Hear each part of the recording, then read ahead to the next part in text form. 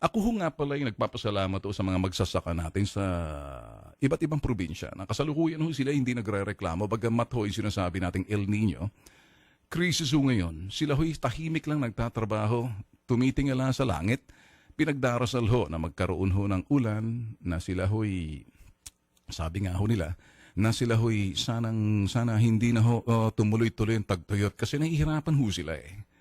Alam niyo mga magsasaka, wala ho silang intriga, wala ho silang siraan.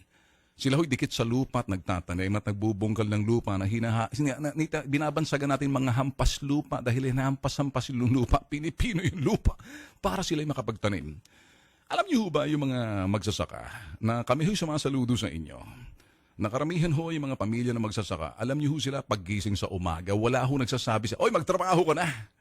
Sila ho'y talagang gigising ho at inuunahan yung pagputok ng araw para makapag-umpisa agad at ginagawa ho yung mga trabaho sa bukid.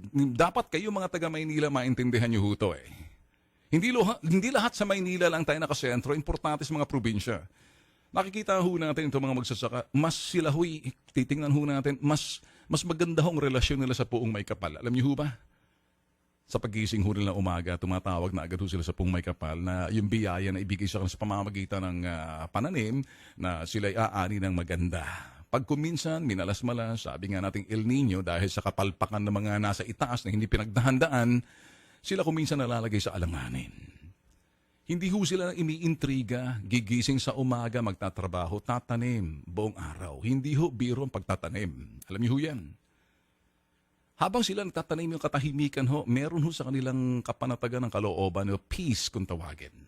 Yung peace na ho yun, yung peace of mind, dahil marami ho silang sandaling, ito ho yung minuto at oras na lumilipas, na hindi nagsasalita, sila nagtatanim, napapanis ho ang laway. Alam mo, kuminsan kinakausap nila sarili nila, kuminsan kinakausap nila ang Puong May Kapal. Tumatawag doon na sila'y nabigyan ho ng biyaya sa kanilang mga pananim. Pero umaabot din ho sila na nagiging desperado. Alam niyo ho ba, kapag sila'y nalagay sa alanganin.